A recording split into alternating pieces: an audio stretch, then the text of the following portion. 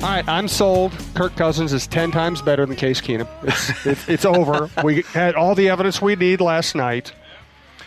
One series. Good enough for me. And here we are. Well, it's confirmation bias. I already thought that, so now I can take this and just run with it. I can run with the obvious evidence and go with it. Well, it is funny how many people question the Vikings and what are you doing? Why are you giving up on Case Keenum after he brought him to the NFC Championship game? And I think we see now, Cousins' pocket presence, his arm, his ability to go downfield. All of that, I think, is a little better than Keenum. What Keenum had over him was the scrambling ability and the elusiveness.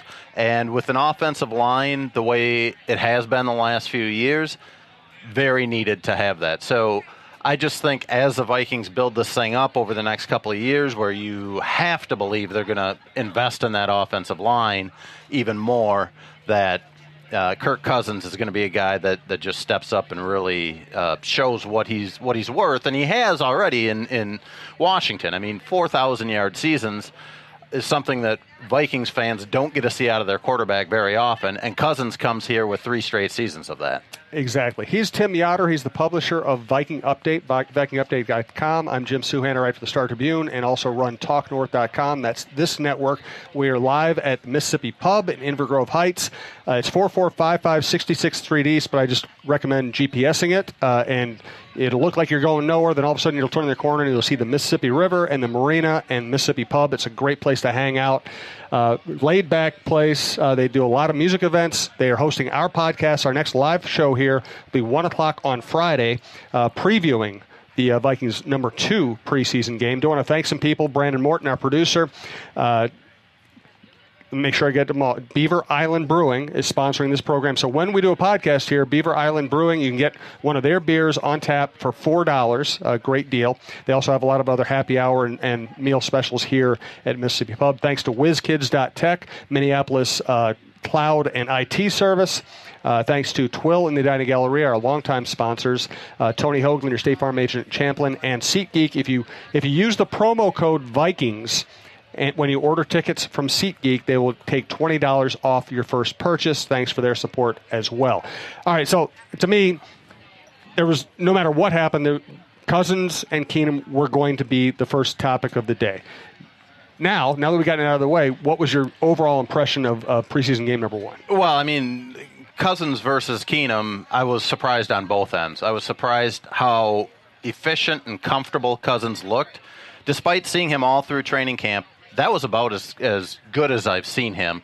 Granted, 1 series, 4 throws, so it's not a lot to go off of. But I was also surprised at how much Keenum struggled. The Vikings were able to get some pressure on him. He didn't really scramble a lot. He was just kind of trying to hurriedly find a receiver and, kind of misfired on a couple of them. I don't think his receivers helped him out a great deal. So I was kind of surprised on both ends there. The overall thing that surprised me the most from a Viking standpoint was I thought that the offensive line held up fairly well considering the circumstances. Yeah. It wasn't great. The backups I didn't think were very – there were several backups that I just don't think played well at all on the offensive line. But the guys that they had out there during Cousins series and for several of Simeon's series – I thought they did a nice job. Edison at center was pretty good. Danny Isadora showed on a couple of runs how powerful he can be. It's consistency that's going to be the thing for him. Rashad Hill held up okay, although there wasn't a lot of Von Miller getting into this game. So overall, Riley Reif only played the first series, and then he came out, which is the right move. Their best offensive linemen, considering how thin they are there, they need to protect their best guy. What's the deal with Brian O'Neill? Is he just going to be kind of a red shirt guy, or is there a chance of him actually helping this year? Well, I think the only way that he helps them out is if they have another big injury on that offensive line, because right now I think they're much more comfortable with where Rashad Hill is and his development at right tackle, and they also have Mike Remmers, who can play right tackle or guard. So O'Neill, I think, it is... he came in with the reputation of being a developmental guy. a former tight end who transitioned to tackle, and he's got to put on weight, and he still has to. But, I think there is some hope there that if needed, he can hold up.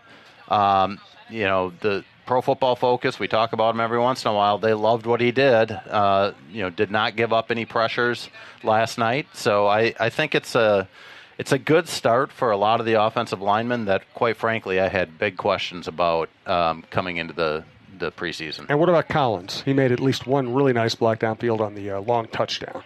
Collins. Well, he's an interesting case because they had him out at left guard up until last week. Mm-hmm. And once Nick Easton's injury and surgery now puts him out probably for the season. I mean, he's going on injured reserve at some point here.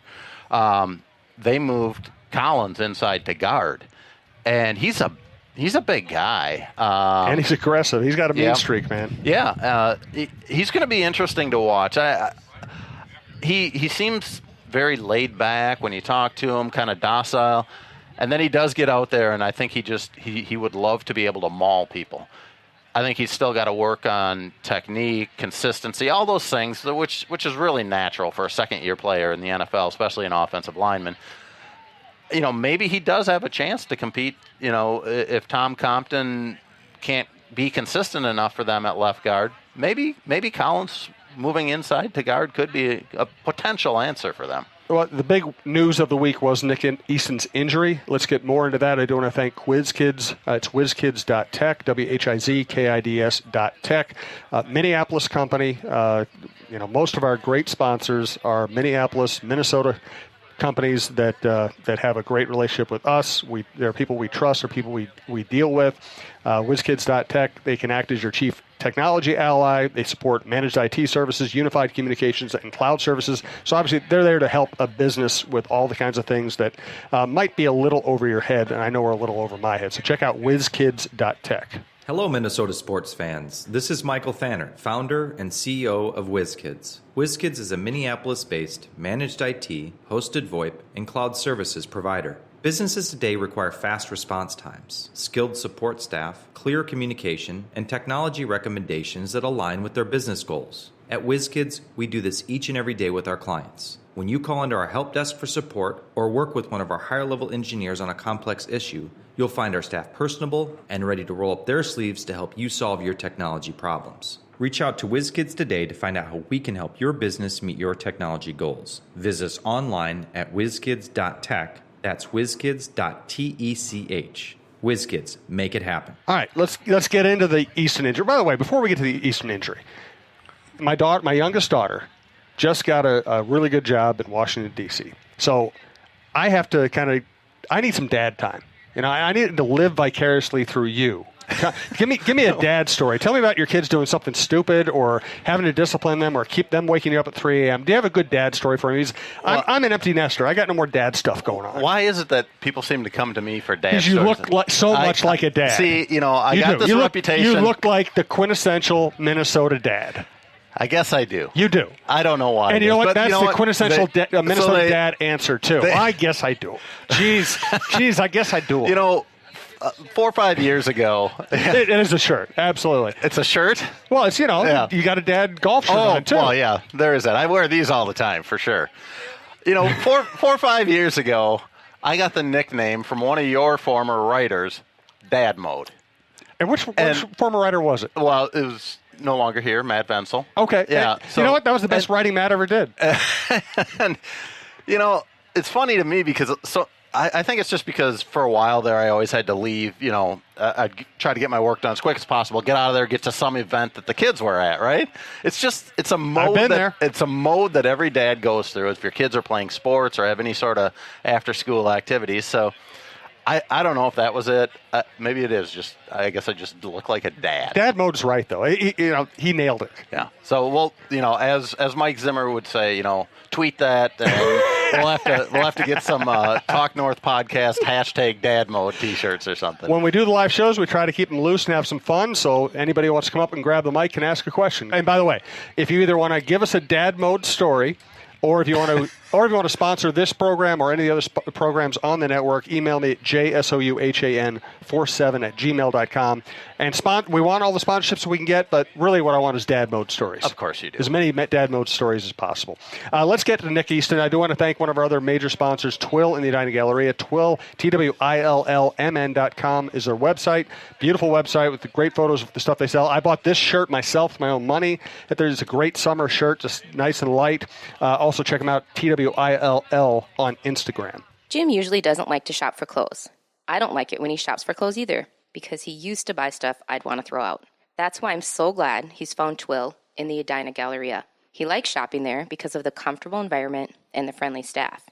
He finds clothes that actually fit him properly and are high-quality brands that will look great for years, whether he's golfing or working. Our favorites so far are Peter Millar, Johnny O, and Barber.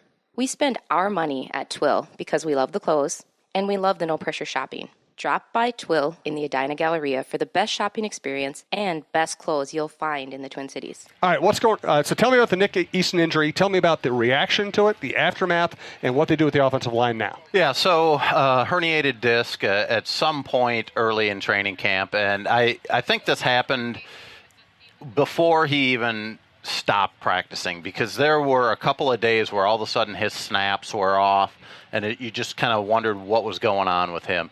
So, doesn't practice and comes out last week that it is a neck or back injury. He has surgery on Thursday morning, and Mike Zimmer says they are going to be putting him on injured reserve soon. Hasn't happened officially yet, but it will probably happen at some point this week.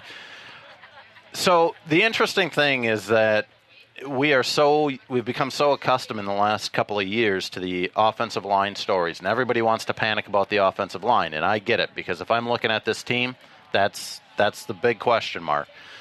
Mike Zimmer comes out, and he kind of channels his Aaron Rodgers or Mike Tice were the two things that I thought of. Aaron Rodgers, when he came out 2014 after the Packers started 1-2, and he told Packers fans R-E-A or R-E-L. Yeah, you got to spell it right. Yeah, well, and he's the one that sounded high when he said it. Well, he wouldn't be the only athlete. And then, if you remember Tice, in the 2003 draft, where the Vikings didn't get their pick on time, they thought they had a trade in the works. They slid down 2 spots, eventually draft Kevin Williams, but the local play-by-play guy here had the whole crowd in a frenzy that they were going to draft Terrell Suggs. Yep. And so everybody thought that was a move, and then they end up drafting Kevin Williams, and Tice has to come out and say, okay, calm down. And, this old lady in the crowd flips him off, which was pretty entertaining. He earned it. So Mike Zimmer comes out and basically says, I know everybody's worried about the offensive line, but they're doing fine. Just calm down. And he thinks that, he's going to apparently his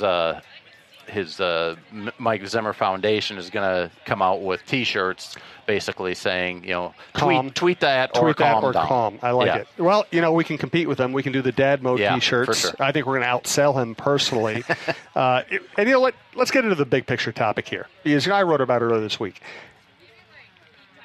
The NFL is perfectly made for panic and irrational exuberance. Oh. Because anytime the team wins, you can go crazy. Anytime you feel good about a roster move, you can go crazy and project that they're going. And if you work for the Vikings broadcast team, you can project that they're going 25-0 every year. Yeah. And yet one little thing happens, and people do panic. They absolutely do panic. Nick Easton, if your team doesn't succeed because Nick Easton got hurt, you weren't a very good team. Well, and here's the thing. It comes at a position that wasn't of strength yet. So True. that hurts.